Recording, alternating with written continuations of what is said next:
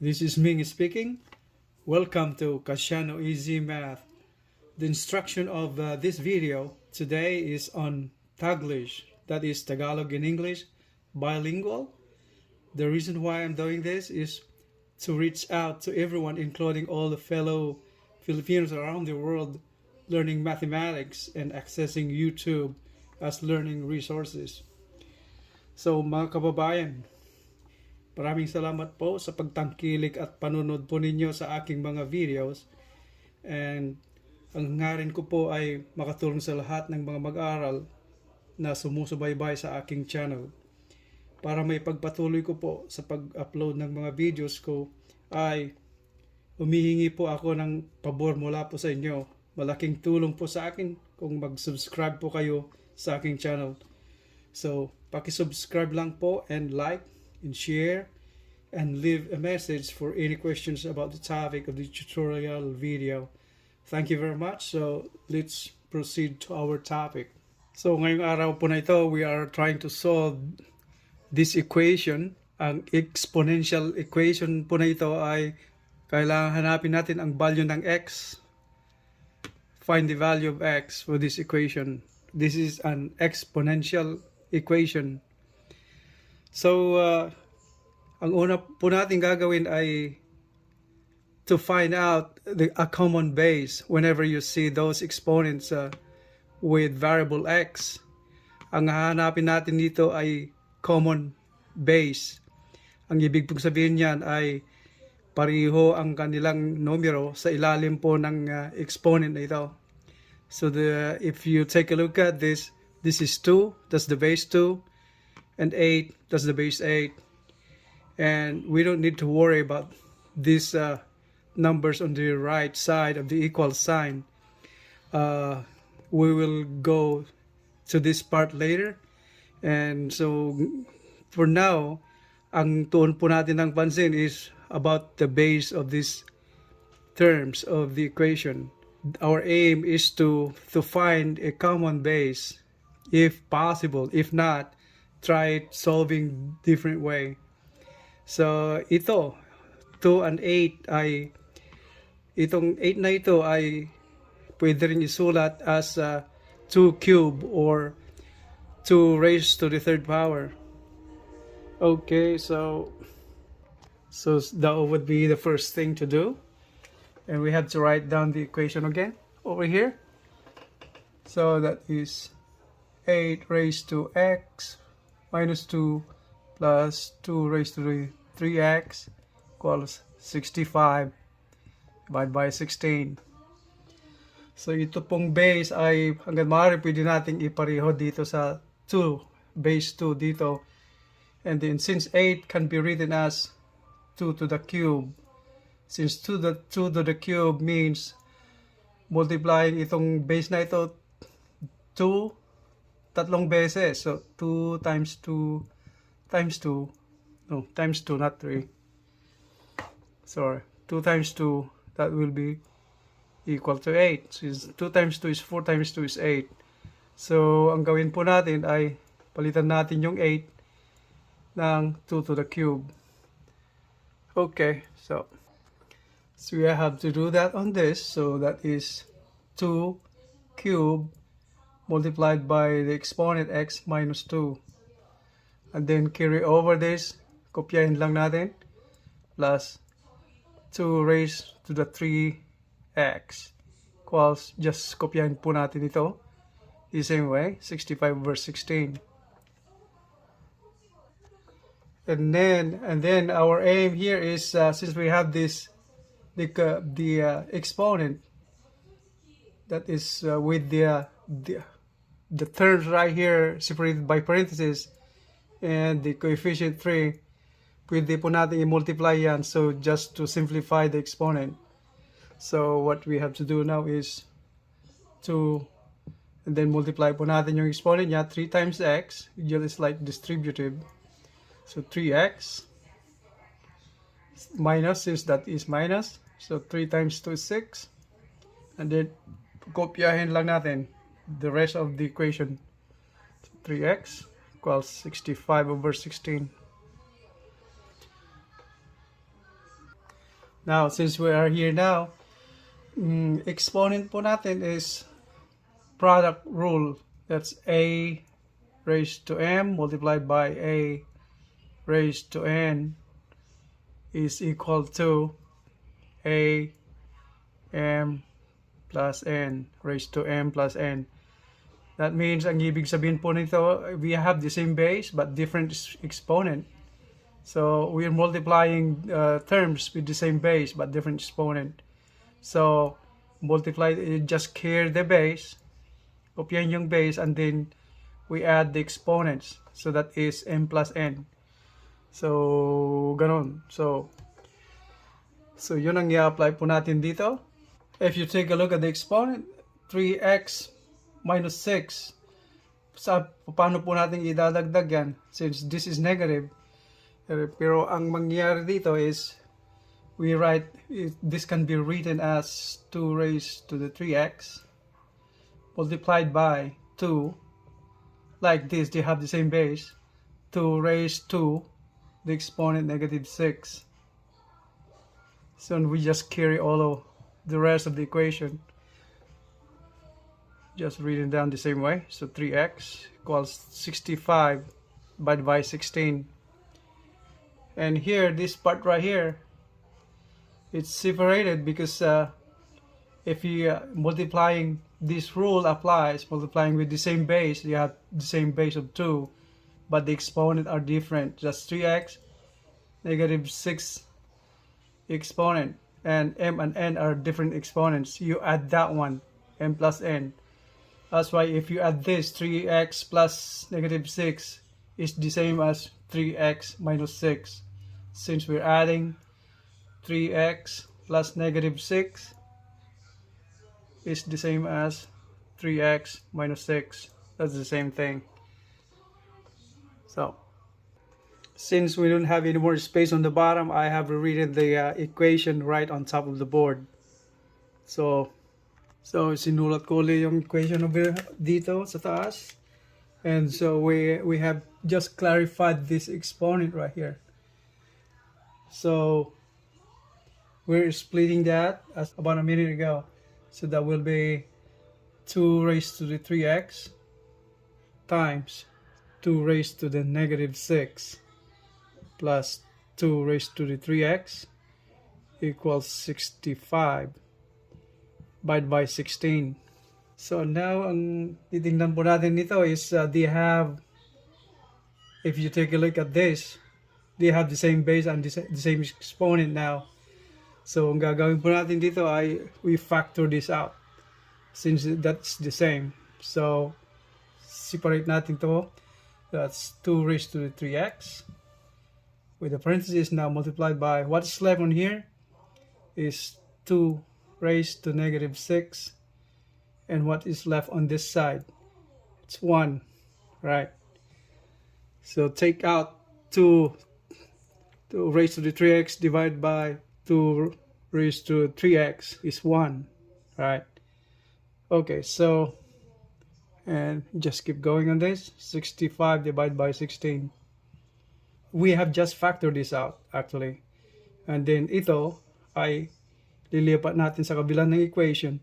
So what we do is if this is the numerator, if we transpose to the other side, it will become denominator.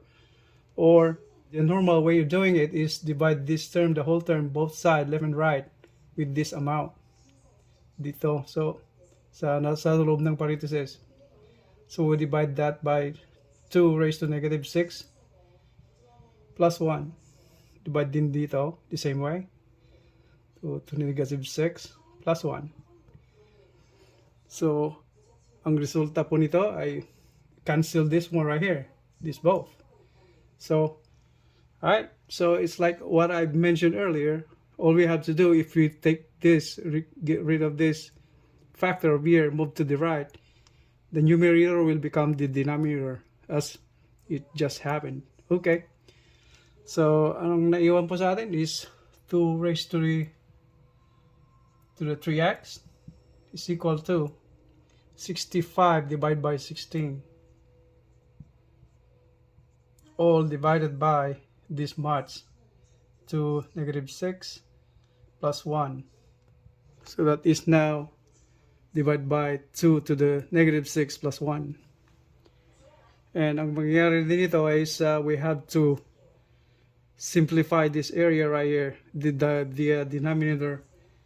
So simplifying that, we have to write this down separately over here. That's 2 raised to the negative 6 plus 1.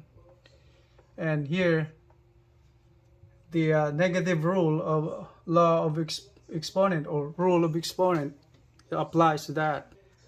So the dito negative rule, negative power rule, is if that is a raised to negative m, that is equal to the reciprocal of that, and then raised to the m. If you take a look at this, a raised to negative m, mapupunta dun sa denominator, it will become positive m. A to the m still, but yung exponent niya is maging positive na. So, to apply it to this, that is then 2 negative 6 is equal to 1 over 2 to the positive 6 power. So, ganyan ang resulta niya. So in here, you go back to here. So, that is 1 over 2 to the 6 plus 1. Okay. And now all we have to do is simplify this part right here. Okay, so how to simplify? Okay, so it's like we're adding fractions. Okay, to simplify this one right here, we can multiply by using the butterfly method, or we can have the second term multiplied by 2 raised to 6 divided by 2 raised to 6 power. Since 2 to the 6 power divided by 2 to the 6 power, that remains 1. So it won't affect the value of this term. Okay, so, and we have that. So that will become pareho na yung denominator nila. So we can add this one right here now. That means that is 1 plus 2 to the 6 power divided by, pareho na yung denominator, that's 2 to the 6 power. And what is 2 to the 6 power? That is equivalent to multiply yung base, 6 na beses. So that means 2 raised to the 6. So that is 1, 2, 3, 4, 5, 6. 1, 2, 3, 4, 5, 6. 6 na beses. That means 2 times 2, 4 times 2, 8 times 2, 6, 16 times 2, 32 times 2 is 64. So that's 2 to the 6 is 64. So yan ang value ng 2 to the 6. So we have to rewrite this thing right here again that we're simplifying. So that is equal to 1 plus 64. So 1 plus 64 divided by 2 to the 6 is 64. So that is equal to 65 divided by 64. So yan ang value ng 2 raised to negative 6 plus 1. Now if we have to go back to our equation being solved earlier, that is the denominator. Yan po ang denominator niya. That is 65 divided by 64. So let's go back here. So this is now equals to 65 divided by 16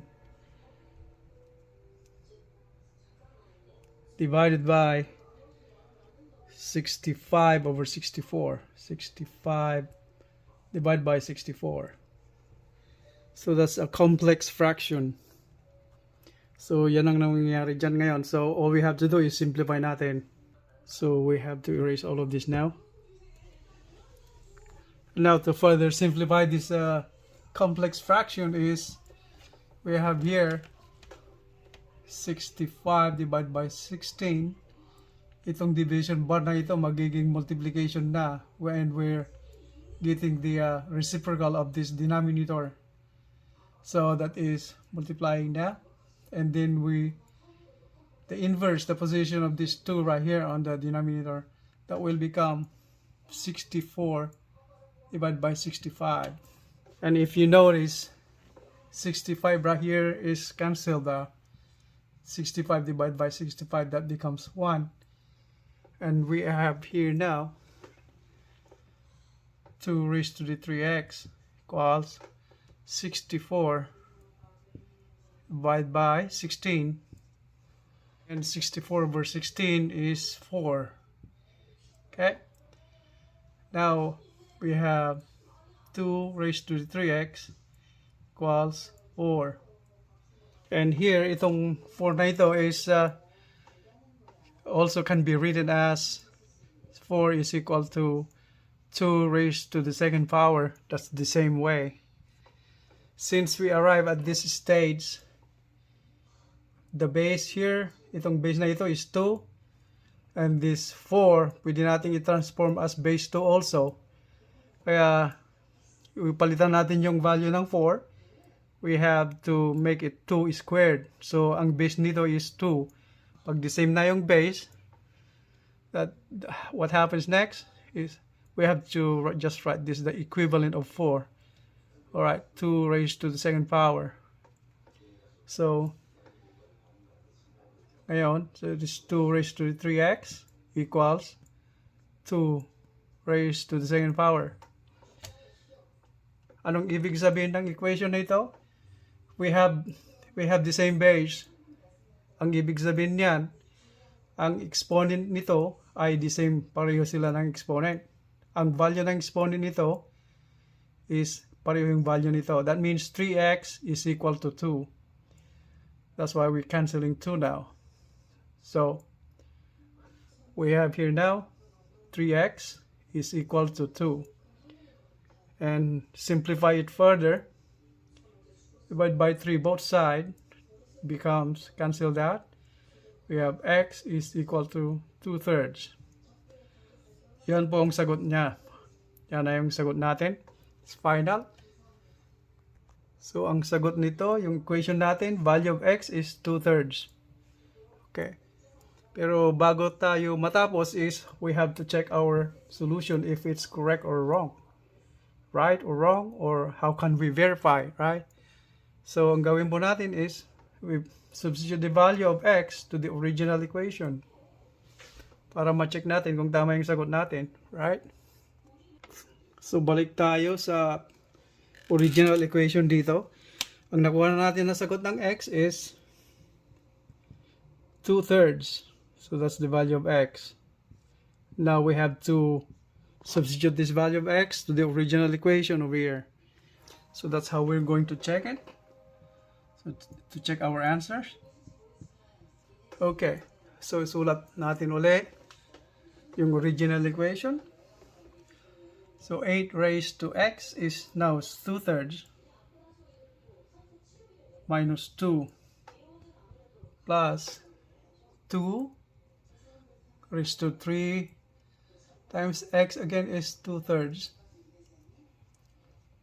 equals 65 over 16. So, ano nang mangyayari dito sa atin? Sa exponent nito, we have to simplify the exponent, right? And to simplify that is, we write it over here, 2/3 minus 2. We can do by butterfly method, right? This is assumed as 2 over 1. So, butterfly method, 2 times 1 is 2, minus 3 times 2 is 6, divided by 3 times 1 is 3. That is 2 minus 6 is negative 4, divided by 3. So, negative ang sagot natin dyan. So, that's the value of this. Okay, and so we have to rewrite it over here. So, that is 8 raised to negative 4/3 plus 2 raised to 3 times 2/3. That's the power rule again. Ang power rule po niyan is we have here a raised to m raised to a power power n, that is a raised to m times n. See, we're multiplying the exponent, so that's in here we're multiplying that, so that is 3 times 2/3. So that's 3 times 2/3. Mangyari dito 3/1, pareho lang yon. So cancel yan. 3 divided by 3 is 1. So answer is 2/1 or 2. So ang exponent nito magiging 2 na lang. So that is 2 raised to 2. Okay, and equals this one right here, 65 divided by 16. And then ang first term natin is negative exponent, negative 4/3. Anong ibig sabihin yan? That is on the negative power rule, that is a raised to negative m is equal to the reciprocal of a to the m. That means ang exponent niya magiging positive, but it goes on the denominator now. So that's what's going to happen to this. Okay, so that is 1 divided by 8 raised to 4/3. Okay, so raised to 4/3 negative, pupunta sa denominator, maging positive yung exponent. So plus 2 squared equals 65 divided by 16.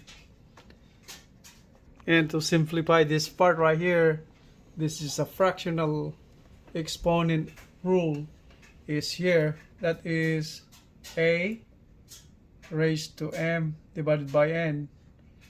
That is written the same way as the nth root of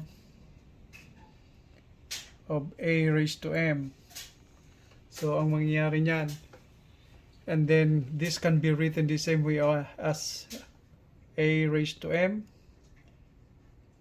multiplied by 1 divided by n. So ganun mangyayari niyan.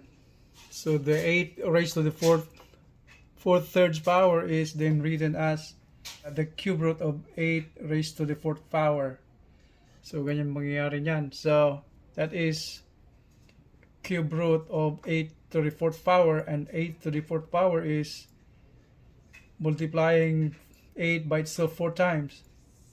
So bali apat na beses yan, 8, 1, 2, 3, 4. So apat na beses multiply yung base ng 8. So 8 times 8, 64. 64 times 8, and then times 8 again. Or ang mangyayari nito so we can avoid dealing with large numbers is itong 8 is the same as 2 raised to cube, right? Since 2 raised to cube is 2 times 2 times 2, 3 times. 2 times 2 times 2 is 8. So yan ang gagamitin natin dito instead of 8. So that becomes 2 cube, yan ang 8, then multiplied by 4, yung exponent niya. So magiging 2 raised to 4. The same way, multiplied by 3, same way. And since we're trying to find the cube root, so yan ang mangyari, isulat natin 8 raised to the 4th, the same way, isulat natin dito 2 to the 4th raised to the 3rd power. So ang mangyari ito is makakancel yung 3 and makakancel yung 3 doon, since the cube root is represented as exponent 1/3, and this is 2 raised to 4, 2 cube root right there. So 3 divided by 3 magiging 1 yan. So mawawala, maiiwan is 2 raised to the 4th. Okay, so yun ang mangyari dyan na resulta. So this is, so the value of 8 raised to the 4 thirds now is 2 to the 4th power. So ganun ang mangyari yan. Or what is 2 to the 4th power? Is 2 multiply it by itself 4 times. So that is 2 times 2, 4 times 2, 8 times 2, that's 16. So the equivalent here now is 1 divided by 16. 16, and that's the value of 8 raised to the 4th third. So plus, again, 2 raised to the 2nd power equals 65 divided by 16. So I have written the equation from here, from the bottom. 1 over 16 plus 2 squared equals 65 over 16. So we have to simplify this equation now. Try to find out if this value of here is equal to the value on the right side of the equation. So mangyayari nito is 1 over 16 plus 2 squared is 4, di ba? And then 65 over 16. So we simplify this. That means equal to also is 4 over 1. So by butterfly method, we can add this fraction. 16 times 4, or 1 times 1 first, is 1, plus 16 times 4 is 64.